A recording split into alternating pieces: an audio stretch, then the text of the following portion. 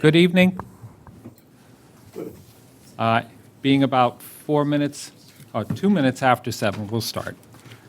Thank you for coming in person or on Zoom. I am Greg Guimond. I'm the town planner. With me is the assistant planner, Karen Horn, the town administrator, Michael Moresco, and Lynn Fiddler, one of our select members. Let me start by saying in the past, the planning department has held in-person meetings on the housing subject and on the previous MBTA community zoning. Those meetings were recorded, but they were not fully interactive for the people online. We've had several people ask us to have this meeting as a hybrid. In order to do a full hybrid, meaning the people that are on Zoom have the ability to talk to us and we can hear them, this is the only room in town hall. This room also has a 60-person limit, so that explains why we're in this room. It's to maximize the amount of people that are able to attend the meeting.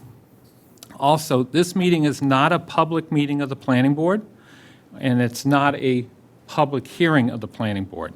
The purpose of this meeting is to let the residents know the status of the MBTA community zoning bylaw, which the state requires Marshfield to adopt by December 31st, 2024. The Attorney General has filed suit against the town of Milton. That case is being heard by the Supreme Judicial Court in October. I believe the hearing date is set for October 7th.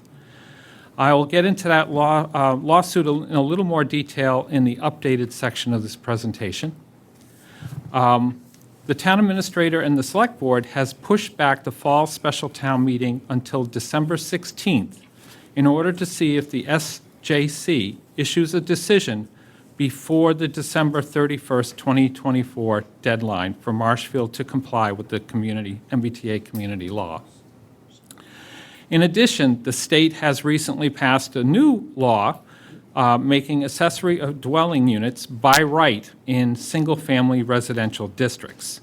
The town has to modify its zoning by February 2nd, 2025. This means this zoning change also has to go to the fall town meeting as well. What are the next steps?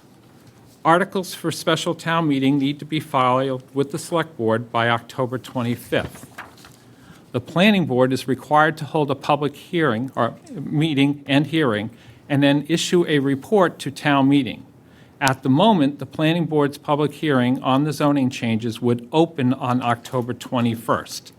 The planning board has 3 other dates between that and the December 16th meeting in order for the board to find out what happens with the Supreme Judicial Court and to decide themselves what they would like to do for town meeting. Finally, the town administrator has asked various town departments, police, fire, schools, fiscal departments, to look into what are the possible impacts if this area were to be rezoned and redeveloped. The hope is that we will have this information available in advance to the planning board's public hearing. Next slide, please. So tonight I was going to run through background, the MBTA communities draft, the accessory dwellings unit draft, an update on where we are, and then have Q&A. Next slide, please. So a little background first. In the last few years, we've seen a dramatic rise in the cost of rent. So in 2021, the U.S. Census had the rent at $1,334. If you look towards the bottom of the slide, you'll see that in the village of Marshfield, formerly Fox Run, it's now around $2,499. Next slide. If you look at the rents over at the Madison complex, one-bedroom units are running from $2,619 to $4,688. Two bedrooms are running from $3,194 to $5,297. That was in 2023. In 2024, the one bedrooms are now up to $6,420. Two bedrooms are $6,312. And there are no 3 bedrooms without a garage, but there is 2 3-bedroom townhouses currently available and they range from $4,572 to $12,089. Next slide. Sales prices, currently, once was considered a starter home, is going for roughly about $600,000 in Marshfield. And over the last few months, I've seen that the median price for the average house in the town is now around $900,000. Next slide. This is part of the three parts of the state law, the underlined part. Next slide, because this is much easier to understand than all that language. Basically, an MBTA community have a zoning ordinance or bylaw that provides for at least one district of a reasonable size in which multifamily housing is permitted by right. Said district shall have a minimum gross density of 15 units per acre. Said district shall not be more than a half mile from a commuter rail station, subway station, ferry terminal, or bus station, if applicable. Number 4, housing can't have age restrictions, and it has to be suitable for families with children. The guidelines that have been passed by the Executive Office of Housing and Livable Communities did update their guidelines based on comments sent by Marshfield and other communities, and we are now allowed to require that 10% of the units can be affordable under the state 40B guidelines. Next slide. The second part of the state law basically set up the discretionary grants, and the ones you see in black, A through D, Housing Choice Program, the Local Capital Fund, Mass Works Infrastructure, and the Housing Works Infrastructure. Those were part of the original language. Actually, D was added in May of 2023. In August of 2023, they added an additional 13, which are the ones in blue. Of the ones that were added, there is only one that the town has utilized in the past 5 years, and that was the Municipal Vulnerability Preparedness Program. And the Planning Board had gotten 2 grants on that. Marshfield had submitted an MVP grant for this year from the Conservation Commission for the Veterans Park work on the dam and the river, and that was not, it did not receive a grant. Next slide.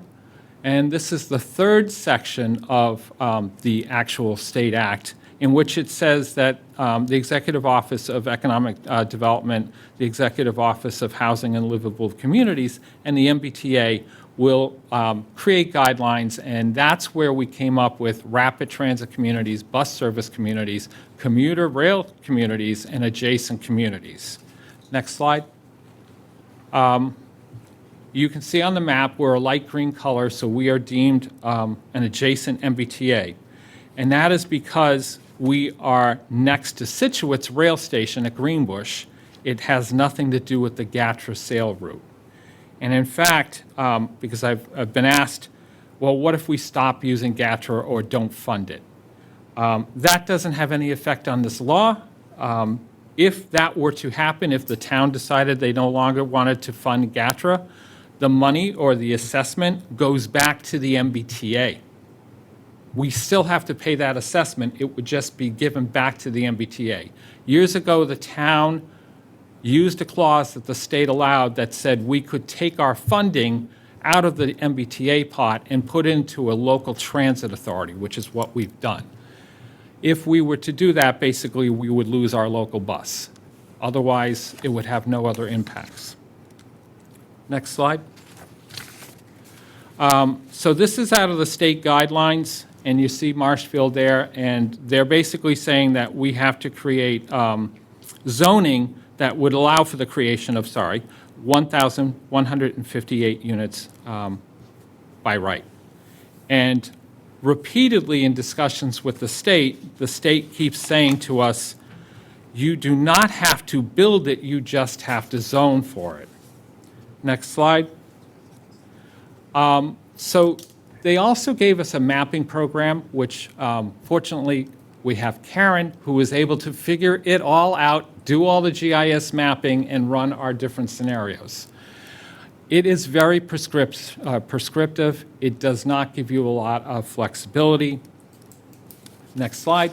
Oh, sorry. The state guidelines do have, on the bottom, has an important clause. Land that's already developed can be included. So keep that in mind when we get to our discussion of the district. Okay, thanks. Next slide. So basically, the state had excluded in sensitive areas, and you can see from the map on the screen, everything that's colored in is either excluded or sensitive areas. So there's only very little spots of white in there, and most of those spots of white are in single-family residential districts, nowhere near 139 or MBTA train station or anything else. Next slide. So last time around, we ran a second attempt, and we basically took some of the state requirements, and then we added a few of our own. We decided to run it along the Gatra route because that is our transit route. Areas within walking distance to stores and services. We did check the villages again. Some of these villages clearly don't make sense. You cannot put an MBTA district up in Marshfield Hills. You can't really fit it in Green Harbor. There's a number of, the village centers just don't work. We're not as urban as some of the other communities in the state. We checked our commercial zones again. We avoided excluded lands. We tried to avoid sensitive areas. We tried not to overload any one area in town, and we tried to improve the existing land uses, if possible, in that district. Next slide. So the district that we ended up with was from School Street on the north side of 139 over to the high school. Next slide. And that's an air photo of the area. You can see the high school off on the right. You can also see, next slide, basically most of this area is already developed. And in fact, we have a number of apartments and condos already in the area. The big green area up in the middle here, that is land owned by Quirk, which has a conservation restriction on it. So that cannot be built on.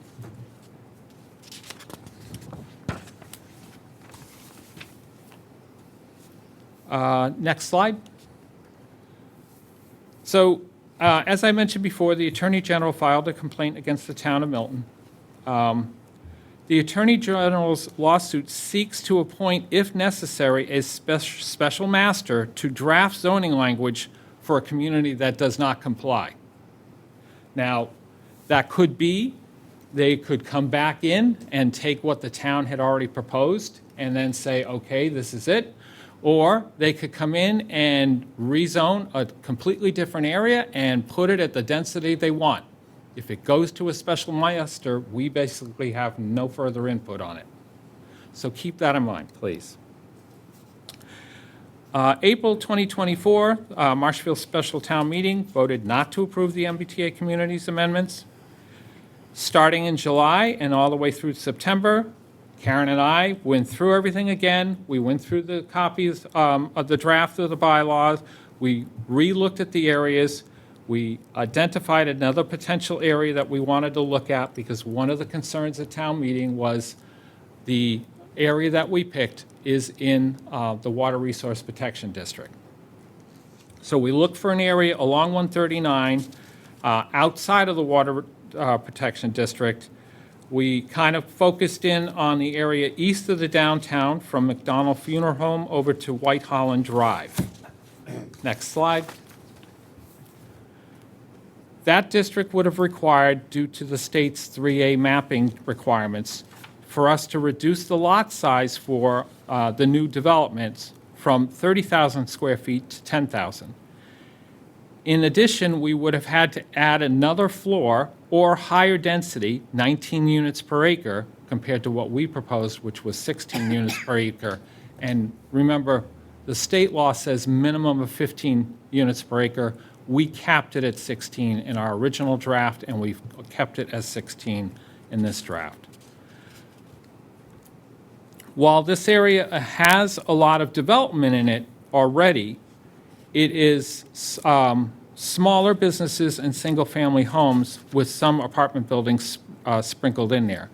But overall, it has a higher chance of redevelopment than the area west of the high school to School Street. While this area had Gatra Route on it and it has municipal sewer, it's also in the floodplain. A lot of it is in the floodplain. There's a lot of wetlands, and there are other areas or layers of excluded lands as defined by the state. Also, this section of 139 only has 2 lanes, no turning lanes, and no traffic signals. The planning staff decided this was not an improvement over the original recommended site. Next slide, please. A summary of the draft changes from the original draft is, in several locations, we've added language to clarify that this bylaw is exempt from the existing town's site plan review, which is 305-1202. Now, we have gotten comments a while ago from the Attorney General's office, and that was one of the things they mentioned several times, that they felt that our first draft was not clear enough in that this is a separate, complete process from our already existing site plan review. We removed section 1607D, which covers the GATRA assistance, and rewrote the section 1608 under the general development standards. And based on comments from the April town meeting, we completely removed section 1609F, fee in lieu of. This would require, by doing this, we're now requiring the 10% of the affordable units to be built on the development site versus an applicant giving us a fee in lieu money, which we had set up at the last town meeting to be $450,000 per unit, for units to be created off-site in the future. There was a lot of concern about that, so we removed that language. Next slide. So what does the current draft still do, the current MBTA draft? It sets up, as I mentioned before, a maximum of 16 units per acre in the overlay district. The overlay district does allow the existing B2 zoning uses to stay in, allows that property owners to have the choice to either stay as they are or develop in the future as housing. It allows for multiple buildings on a single lot. The applicant under this change would file a site plan review with the planning board, and under the site plan review, the applicant cannot be denied, but it may be conditioned. Other local boards have 30 days to refer to comments to the planning board. It has a short time frame for decision, 4 months, and there is no public hearing. It would basically be listed on the planning board's agenda as an action item. Next slide. The primary use allowed would be multifamily housing. Retail and other uses would be allowed on the first floor. Minimum lot size would be 30,000 square feet. Maximum height would be 4 stories with a 10-foot setback on the 4th floor. Setbacks would be 40 feet in the front, which is the same as the existing B2, and that's in case we need to further widen Route 139 in the future. Side setbacks are 30 feet, and then 40 feet when it's abutting a residential zone, or 15 feet if it's MBTA community's development next to another MBTA's community. All development creating 10 units or more shall provide 10% of the total number of units as affordable, meeting the state's eligibility requirements. And that's so we do not fall further behind on our 40B.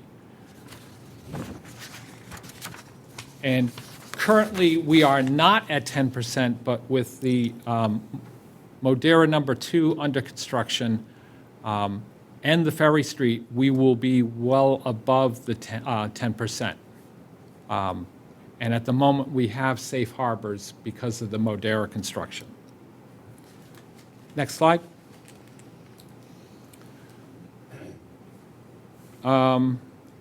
Basically, I'll try to hit the high points on this one. Using the overlay, we did the B2 versus creating a whole new district. That was one of the choices the state had asked. But they expect all the lot to be inclusive. They didn't want lot lines crossing halfway through properties. They wanted full properties shown. We capped it at 4 floors, as I mentioned. The state allows for up to 6 floors. We capped it at 16 versus theirs is a minimum. The minimum lot size, we put it at 30,000. The state law had no, they didn't require a minimum lot size. Keeping the Water Resource Protection District requirements for nitrogen loading and lot coverage in place. The town's bylaw has a higher nitrogen standard, which is 5 parts per million, versus the state's 10 parts per million. That applicants contribute towards safe bus stops along 139 or provide financial assistance towards creating a second GATRA route to Greenbush commuter rail station, and requiring 10% of the housing units to be eligible. Next slide. This is just a quick visual to show you what, hypothetically, if there was no commercial and stuff, and they had a full acre and stuff, what 16 units per acre would look like. Next slide.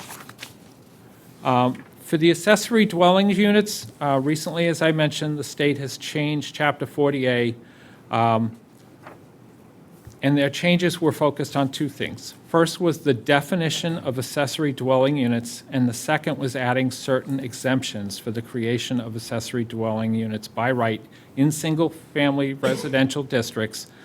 And I'll stress this because it was located, this has been put several different times in their language, subject to reasonable regulations, including but not limited to site plan review, setbacks, bulk, height, and subject to restrictions on prohibitions on short-term rentals.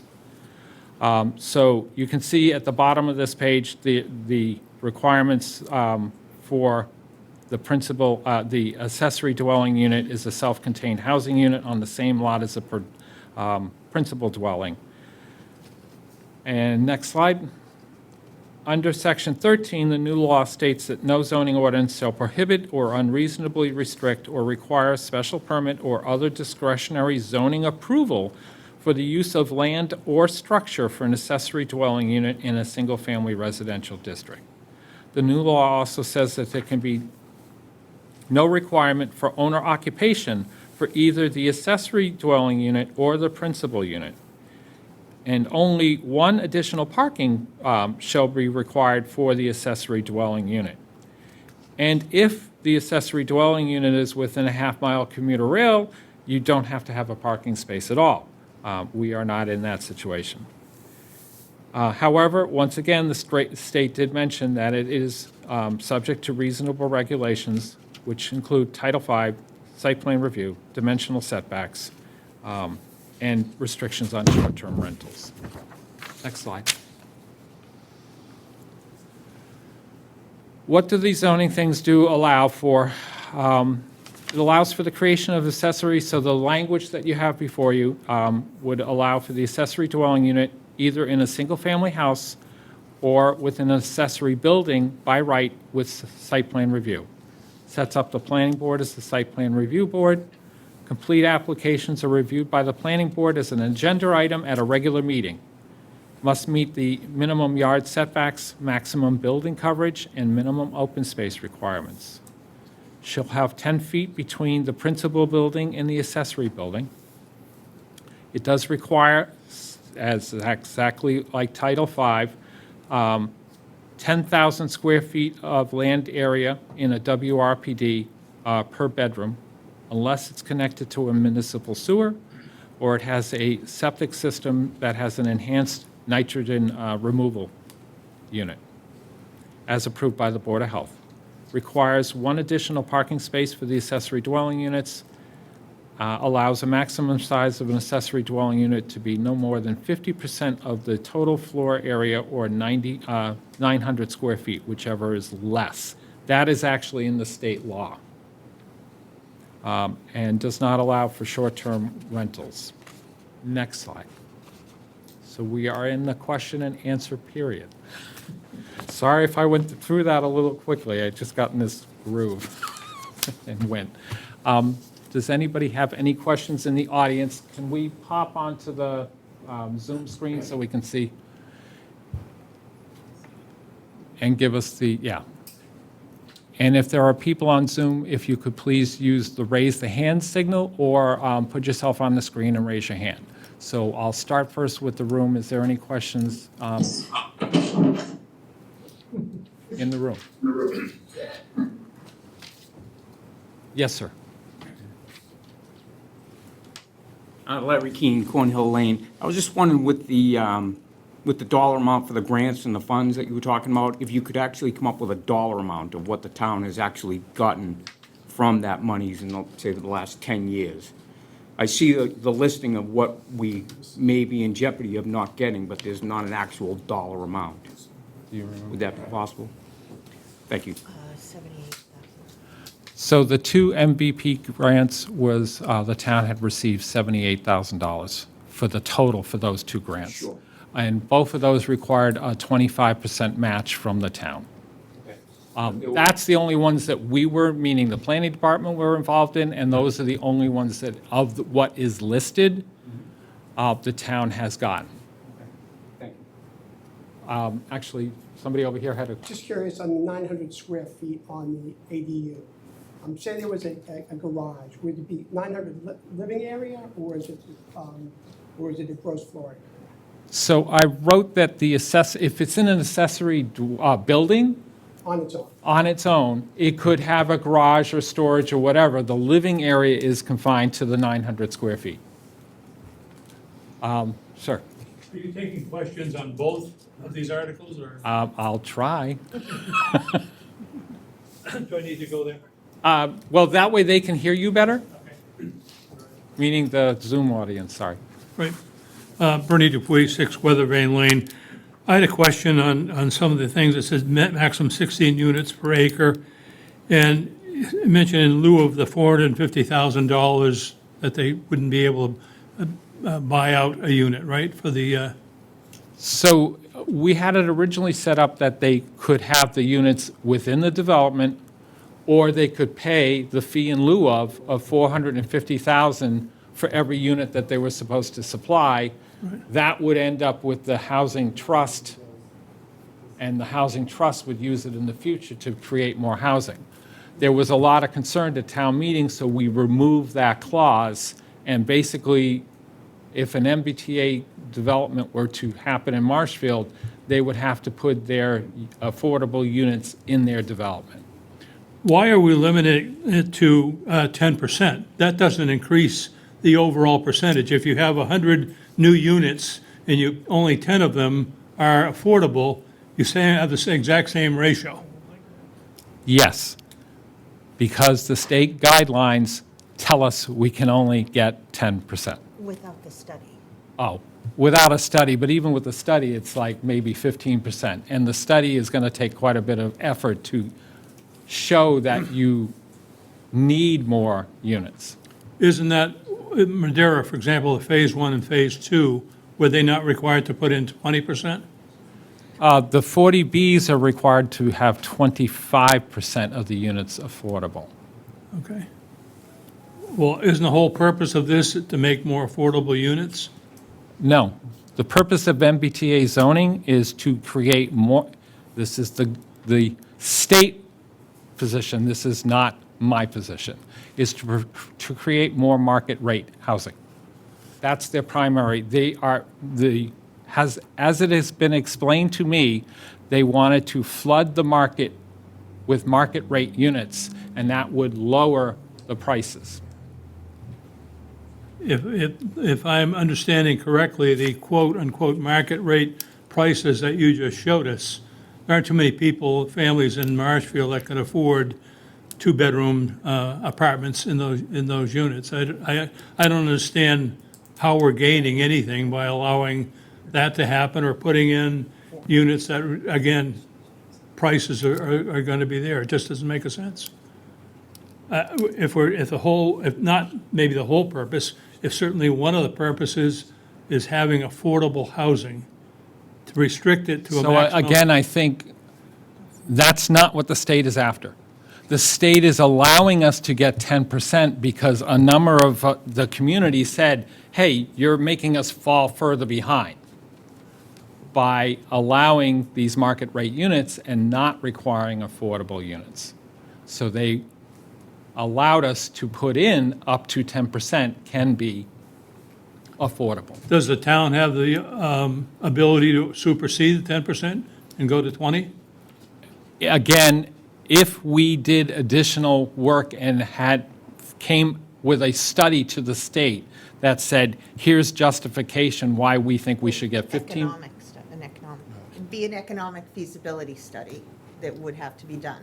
And our view was, we do the 10% now and then do the study and come back later to raise it to 20. So would that require another zoning change, or?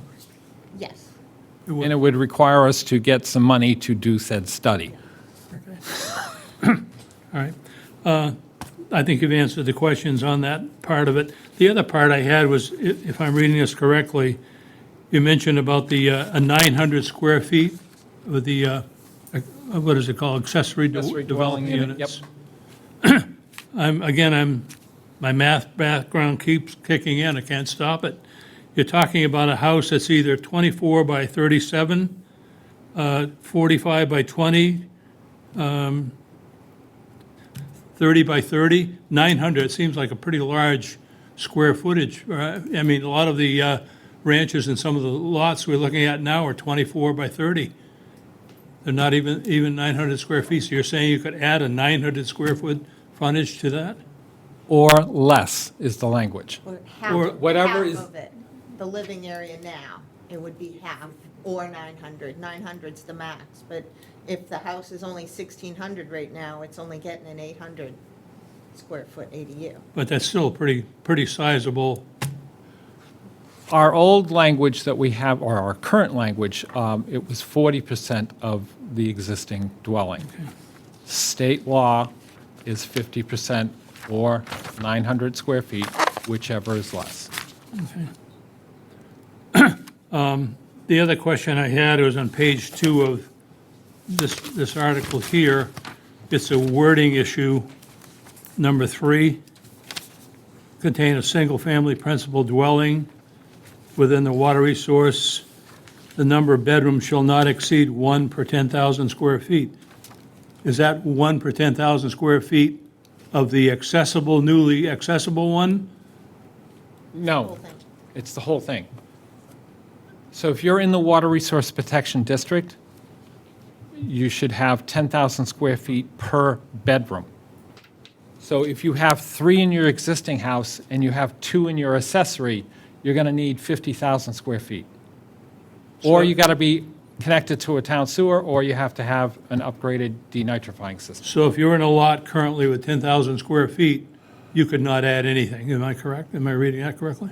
Yes, the way it's Okay. written. And if we're 20,000 square feet with 2 bedrooms there, You won't be able to get an accessory unit because you don't Okay. have that. okay, Unless you're on sewer. unless If you're you're on on sewer. sewer, then you Right. can. Okay. I just think it's a pretty big footprint to add to some of the lots that, are currently existing. Okay, thank you. Yes? Hi, Catherine Bakeberg, 10 Castle Green. I live in one of these 5 units in the area, the zoning area. So one of my questions is allowing land that's already included. How would that work as a practical matter? That means a developer has the right, although we say it's just zoning, they're not building anything yet, but we have no way to stop them from building if we pass this zoning. So a developer comes in and there's 4 or 5 big complexes already existing in this area. Would they offer the owners to buy them out and rebuild, or how would that, is that how it plays out, or? Yeah, the town is not going in, and the Right. state is not going in and redeveloping land, like Right. taking people and, like they used to back in the 60s. Yeah, This is if someone wants to redevelop, let's say DJ Sullivan or something, they would sell to somebody who would like to develop it. They would come in, they would knock down that building, they would get their permits, and they would develop the housing. The existing apartments and condos and stuff that are in that area, most of them are in 13 to 15 units per acre already themselves. So our view is it's unlikely those would be redeveloped because there's not a big profit margin there from. so would those be counted towards the We can't 1158? count them towards it, but we're not, we have zoned the area that includes them. That zoning area gets us to what we're supposed to have. Okay. So one of my concerns is in page 12 of the proposed bylaw, section 305-16.10, that talks about the planning board does not have discretionary power to deny. In other words, it may not prohibit this use. So I see that as this area of 1158 units is under, Marshfield has nothing to say about how those are developed or anything. It's some government, some state agency that, it's not through the legislature. I'm just confused on that. you No, have any if we clarity. don't pass anything, then it's kind of willy-nilly. We do have things that we can require and condition. We cannot deny. And that's the way the but if state we- law is basically set up. So we can condition So reasonable we can say things. setbacks, we can say height, we can say you only get 16 units per acre. Remember, the state law is a minimum of 15 units per acre with no cap. So I could come in, if we don't pass our own law, I could come in and do, I want 30 units per acre.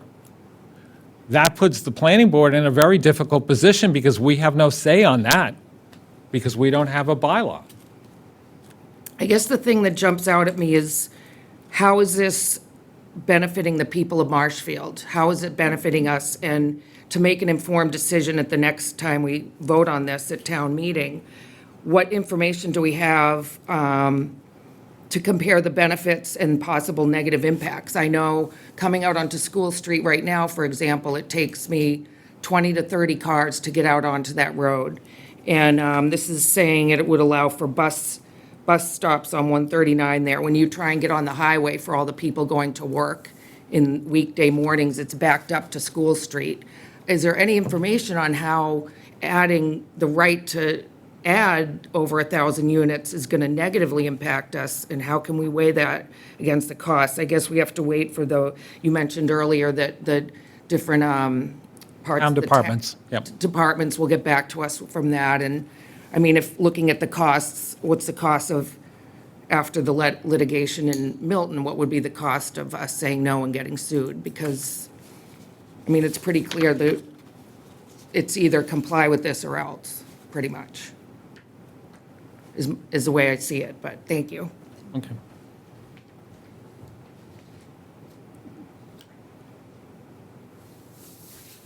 Jim Murray from Caswell Street. You mentioned early on that there was a grant applied for but denied by the state. Did that have anything to do with this? We don't know. The MVP, we had gotten 2 in a row, and part of the MVP grant program says within 3 years, you're unlikely to get it. This application was within the 3 years, so it could have been that, or it could have been, the state was sending us a message that maybe, you're not going to get all the grants.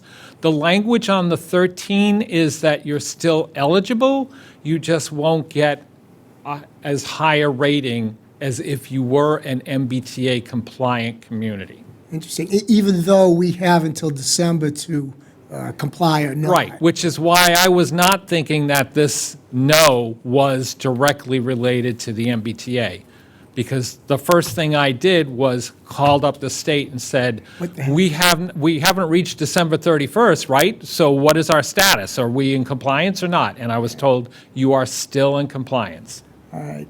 And then secondly, you mentioned that the town meeting was going to be in December now to give us time As to much see what time. happens with the October 7th Milton State Supreme Court decision. But before the 31 December deadline, we have to comply with the state law. How do you envision the town reacting one way or the other if the Supreme Court says, hey, Milton, you're good to go, we agree with you, you don't have to comply with this? Do you see the town of Marshfield now changing all this? I mean, we're not going to have much time. So we've been told that there is to be a decision by October 30th, which I think is remarkably quick. We have put on our website the information, the filings on the court. I would suggest that all the residents read those. The Miltons, the AGs, and then there are some other friends of the court, people that have added stuff to it and stuff. Personally, if I was still a planning board member and the Supreme Court comes and says, hey, Milton, you have a good case here, they didn't do X, Y, or Z properly, then I would probably not vote for the MBTA communities at the town meeting, if that were the case. Got it, all right. But we would still need to act on the accessory dwelling units one anyway, because that one, that just becomes law comes February. Right, right. I mean, we have done a lot already towards trying to address housing. We've made a lot of zoning changes, but those were by special permit. And that's what this MBTA law was purposely working to remove. Got it. They wanted it by right. They felt that the towns have too many restrictions, et cetera. Yeah. So, Okay, thank you very much.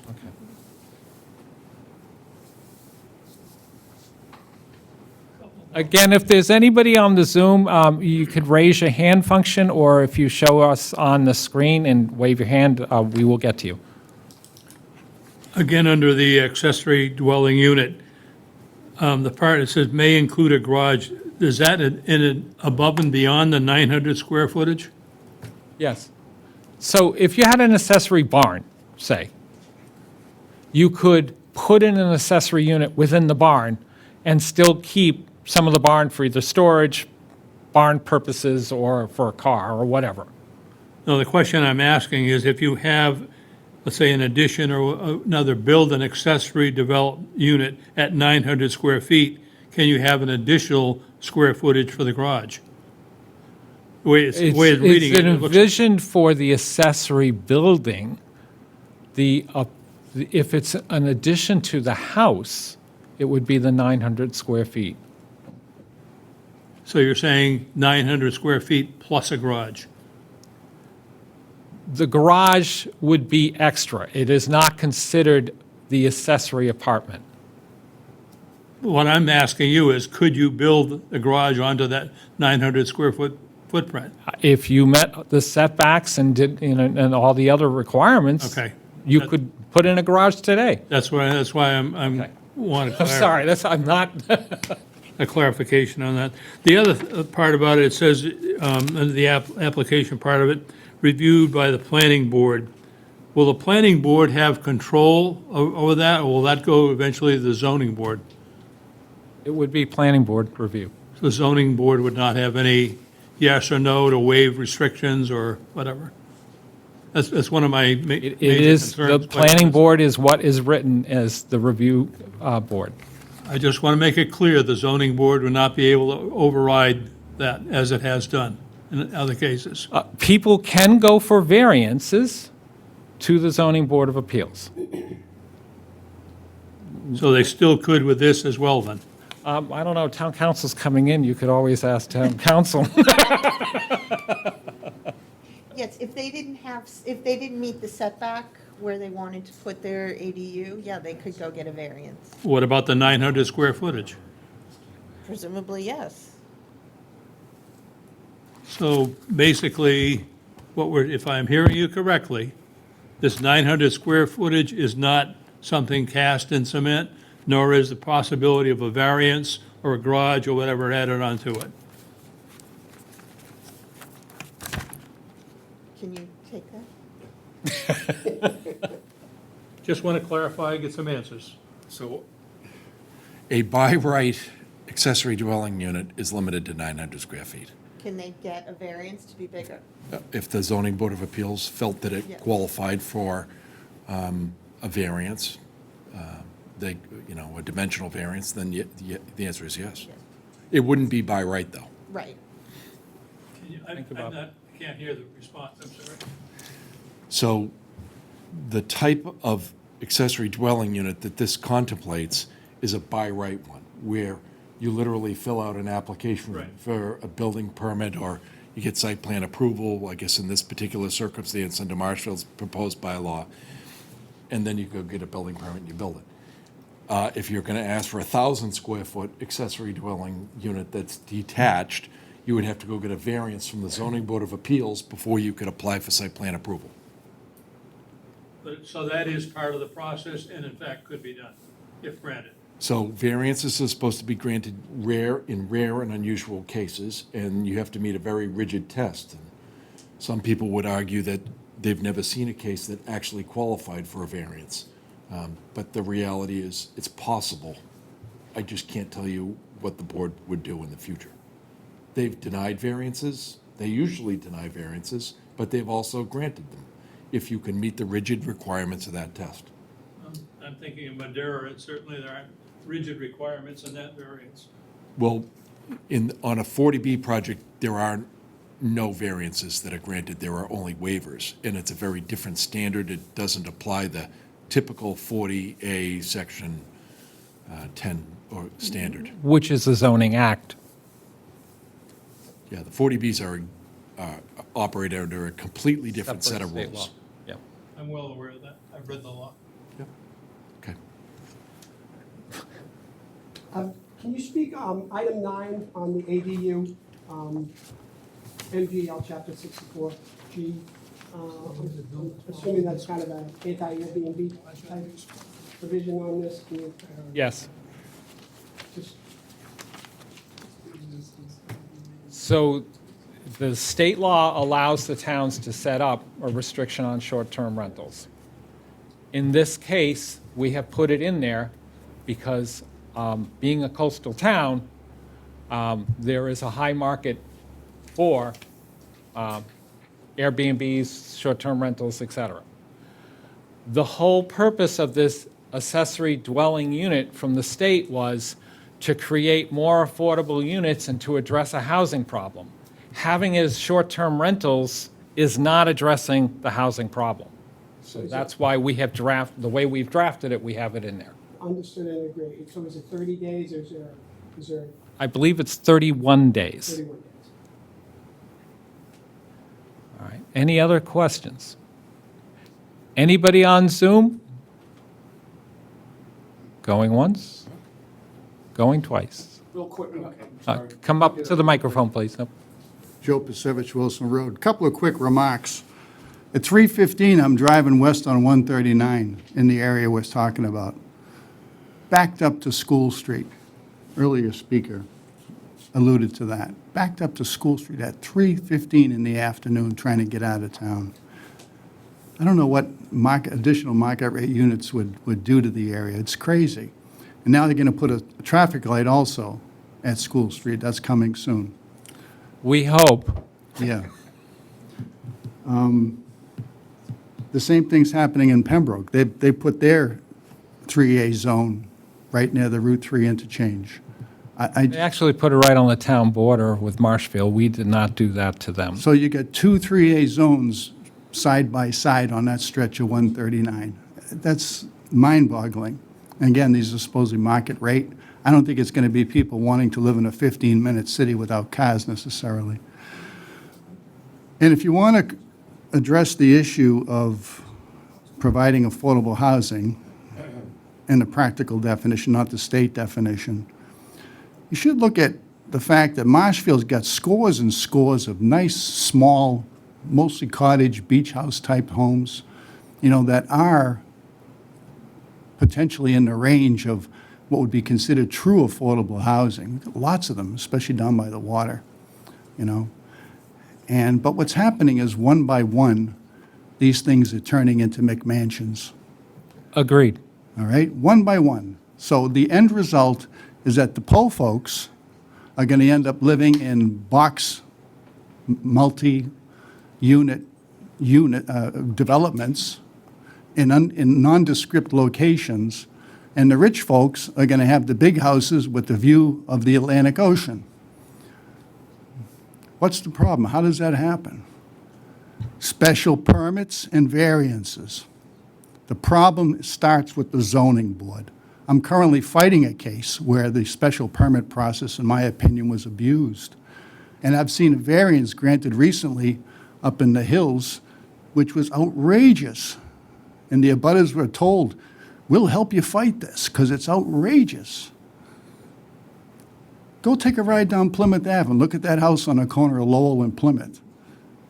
And that was granted with a special permit to expand the way they did from what was formerly a beach house.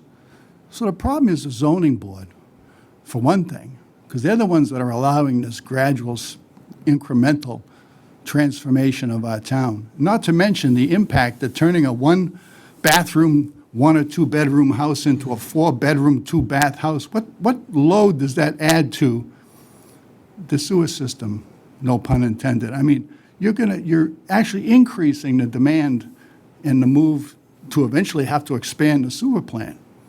So I'm hoping there'll be somebody that'll maybe help out and try to find a way to maybe combat this McMansionization that's been going on, and to find a way to incentivize people to maintain and keep affordable, nice, small houses. This is going down in flames, by the way, no doubt about it. Thanks. Okay, thank you. Sir? Would there be language for the accessory dwelling unit that at a late, Speak in the mic, sorry. would there be language in there that an accessory dwelling unit would be unable to be subdivided from the original structure at a later date? It's in there. It's in there. That would be in there? Thank you. Okay. Michael? Mention about the sewer plant's only operating at 50%. Can we just the DP to Mr. DeSavage's concern about the sewer plant? It's up to you, job meeting. If I want to go there. All right. Seeing no other questions, thank you for coming. We will have, the planning board will have a public hearing on this in October, and we'll see what happens with the Milton court case. Greg, what is the new town date, the town meeting? December 16th. Thank you. Thank Thank you, Brad.